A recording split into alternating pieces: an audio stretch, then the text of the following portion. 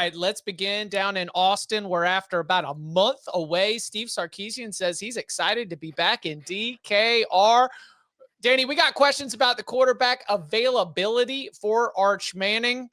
Are you expecting two different offenses? Obviously, a huge experience advantage than if we do end up not getting Arch Manning here.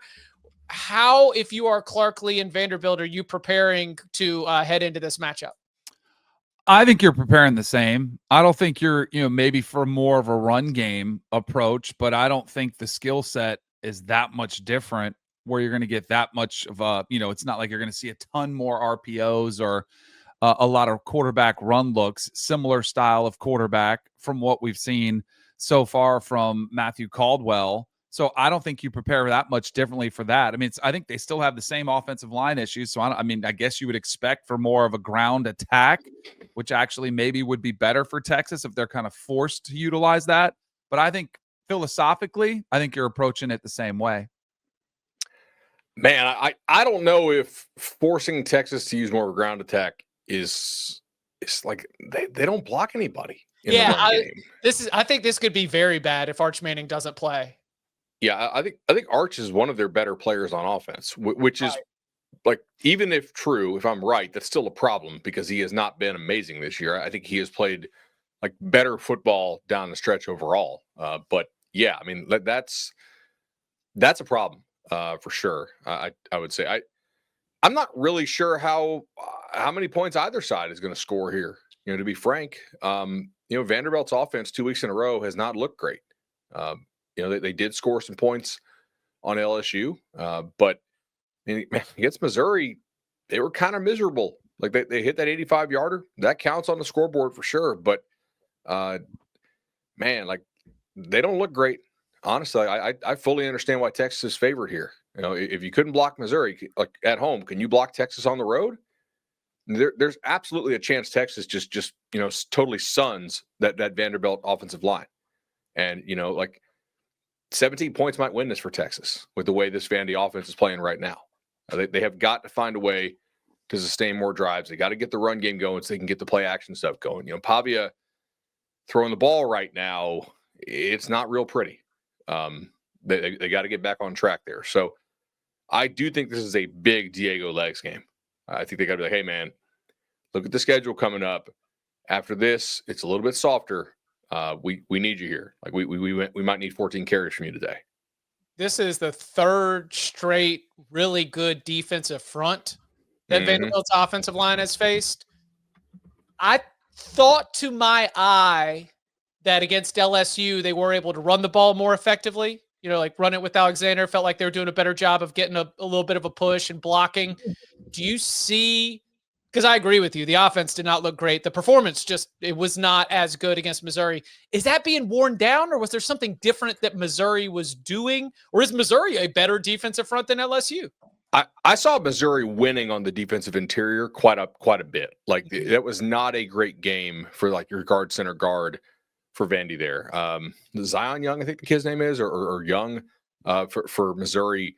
He was getting in the backfield a lot and blowing up plays, pretty consistent. I know we talked about Vandy did not have a lot of tackles for loss suffered in that game, but they did have a whole lot of runs that were stopped for 0, 1, or 2, which are, basically not successful plays in almost any scenario. So, yeah, I think they were winning up front against this Vandy line. And look, also, there's 100% chance that Tim Beck has the ability to dial this up and create some explosives and then some one-offs. I say Vandy has to sustain drives, but if Arch plays, they really don't, right? They just have to find a way to hit an explosive or two. Now, look, if you go back and watch last year's game, they did not find a way to hit explosives. Like Texas did a good job of saying, all right, we're not going to get beat by all the eye candy. We'll give you some of the short stuff. We'll tackle it. We'll win in the red zone. A lot like Alabama did, right? Vandy hit the one long run, but they didn't allow like the explosive pass plays there to Vanderbilt. I'm interested to see how Texas will play this, but like part of how you call it is how many points you think you're going to need. Mm-hmm. I know coach will say like, we're going to go out, we're going to try to execute every play, all this kind of stuff. But I do think you game plan with something in mind. Like, how many points do we think we need to get today? Reasonably. Well, I mean, over under 45.5. 2.5. I mean, this is a 24-21 game on the implied. Gave Texas 24. I think they take it all day. Danny, do you think that Texas defensively, like, is there any concern that Mississippi State moved the ball with a little bit too much ease, that maybe Texas defensively, talent-wise on paper, there might at least be some opportunities there? Because I think about Texas's strength with like real difference makers at edge rusher, linebacker. I mean, some of those just athletic freaks that you've got. You would want those to be able to try to close speed on Diego Pavia, try to be able to limit what he's able to do, getting stuff done out of structure. But they still did find themselves in that deficit against Mississippi State. Is that anything to take out of that if you're looking at Texas's defense? No. Okay. I think Mississippi State's offense is unique and entirely different. The way they stretch the field, the way they spread the field out, I just think it's different. I think they have a better quarterback that can exploit you in the pass game. I think the formula to beat Vanderbilt is pretty clear from a defensive standpoint. You have to take away their run game, and you have to put it on Diego's shoulders as a thrower. And if you're able to do that, I think your chances dramatically go up to win. So, but I do think they'll be able to, although I thought the same about both LSU and Missouri. LSU, they ran it pretty good against. Missouri, they did not run it with as much success. And I think that's why those games were even as close as they were. So I would say we're going to take away the run game. Diego, good luck. Go beat us. All right. This is the last week before we get our first college football playoff rankings from the selection committee. This is how Texas does it, right? This is how they just continue to stick around.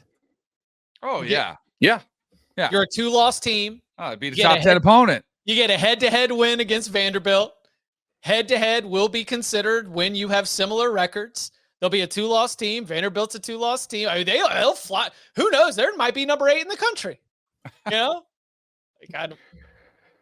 If they're anywhere, because they're this new advanced metric system that who knows what it means. Most black box, like probably just code for ESPN FPI.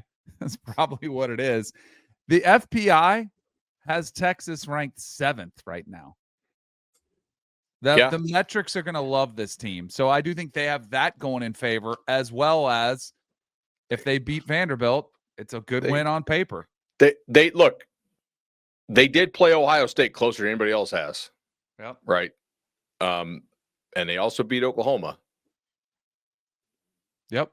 So if we're putting a voice to a model, I think 7th is high, but I don't think 7th is crazy. Yeah. Like their defense is really, really good. Most teams don't find a way to score on them unless the offense helps them out. Also, but Texas controls their own destiny. That's the best thing you could add. Totally. If they win out, they're in, no question. If they lose, I think they're out. No, I think they can get in 9-3 with the Ohio State on the schedule. Like if Ohio State is still undefeated and still killing people, and they beat Indiana by double digits, I think you can say, hey, that's y'all's number 1 team. Undefeated buzzsaw. We played them in their own house closer than anybody else has all season. I'll take that as you saying I think that they do not have control at 9-3. I would agree, but I don't think control their own destiny. Yeah. I think that you could find yourself getting Alabama'd if you are a 9-3. Is Vandy 10-2 in? Phrase another way, is this an elimination game for Vandy? Because if they lose this, their wins are Hokies, South Carolina, so 2 teams that probably won't bowl, right? You lost to Bama. LSU will bowl most likely, but like not ranked, I'm guessing, by the end of the season. Missouri's not going to finish ranked, obviously, without the quarterback. You know, Auburn won't, Kentucky won't. But you would have beaten Tennessee in Neyland. So I think Vandy at 10-2 is probably in. I would agree. I mean, isn't it better to lose this game though and beat Tennessee late? Yes. Yeah. Well, only because it's recency. There is a recency bias. Yeah, I think the recency, the fact it's on the road. This doesn't, like, Tennessee might blow you out because they do run it up in a way that Texas, I'm not really sure has the capability to do so. So if you had to pick pre-flop without knowing the margins, I think you'd rather have the win in Neyland. No, I think what you'd rather do is just win this football game. Go into DKR, take out Texas, and then you put together, when the team sheets are put side by side, it'll show, win against LSU, win against Missouri, win against Texas. And that bang, bang, bang run, even if no matter what the score is at the end of the season against Tennessee, it's going to be a pretty good argument for being one of the top teams in the country. Not to mention keeping you in the mix for the SEC title. Yeah, that too. Maybe get a second shot at Bama.